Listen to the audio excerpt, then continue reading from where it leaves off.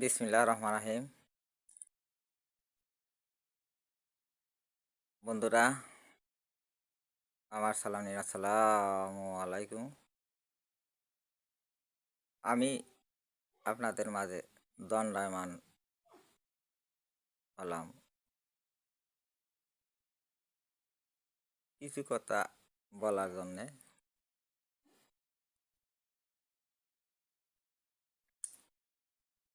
শুরুতেই একটা কথা না বললেই নয়, সেটা হলো এই: আল্লাহ পাক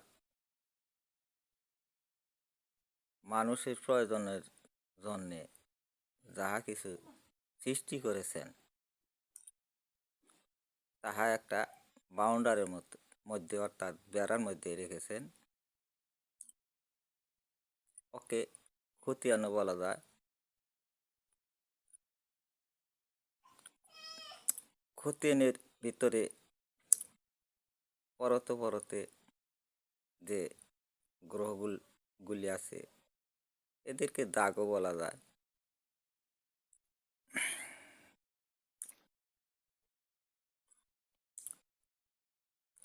অর্থাৎ পৃথিবীটা কোথায় আছে, এটাই বোঝাতে চেষ্টা করব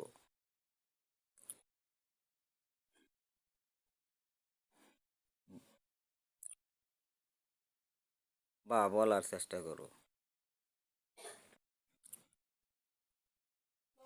শুরুতেই অঙ্কের দাগ বলতে হয়। অর্থাৎ আমাক দিয়ে উপরে 5 জন, নিচে আমাক দিয়ে নিচে 5 জন, ওই লাইনে বা ওই কাতারে লোক সংখ্যা আছে কতজন।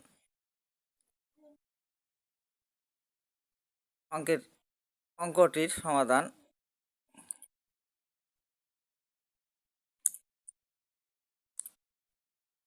এখন আমি দেই। অর্থাৎ 5+5 = 10। যেহেতু আমি আমি দুবার বলছি, সেহেতু 10-1 = ওই কাতারে লোক সংখ্যা 9 জন আছে। একে কেন্দ্র করে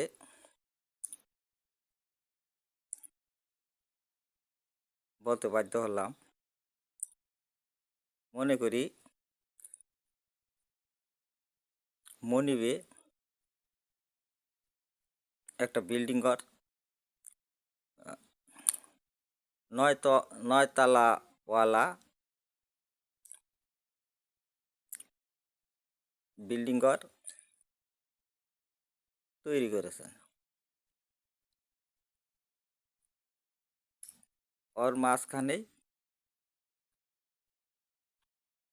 পৃথিবীটা বা জগৎটা, ওই জগতে আল্লাহর বান্দাবান্দিরা থাকে।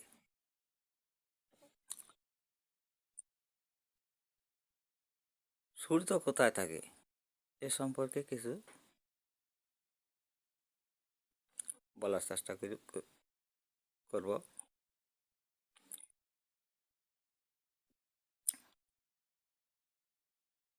সূর্য তার মুখ দিয়ে উপর দিকে তাপ দেয়, পিঠ দিয়ে তলের দিকে তাপ দেয়। পৃথিবীতে এমনভাবে তাপ দেয় যে পৃথিবীর মানুষ বা আল্লাহর বান্দাবান্দিরা, গরু ছাগল, আরও অনেক এরা যাতে তাপটা সহ্য করতে পারে, অর্থাৎ পুড়ে না যায়, ওইভাবে সূর্য তাপ দেয়।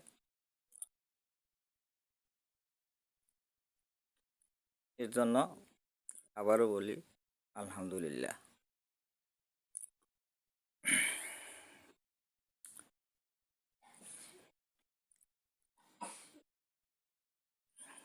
খতিয়ানের ভিতর যতগুলি গ্রহ আছে,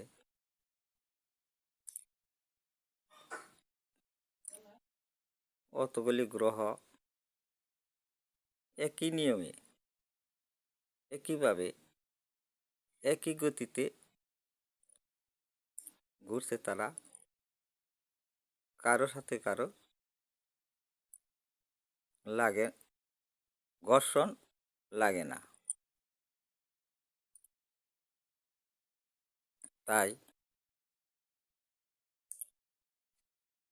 আল্লাহ মানুষকে সৃষ্টির শ্রেষ্ঠ হিসেবে সৃষ্টি করেছেন। তিনি কিভাবে তার ক্ষমতাকে তিনি ভূমণ্ডলের মধ্যে, অর্থাৎ খতিয়ানের ভিতরে কি সৃষ্টি করেছেন, কেন সৃষ্টি করেছেন, এটা সম্পর্কে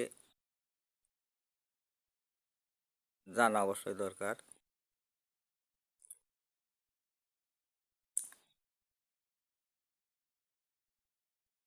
আর কি বলবো,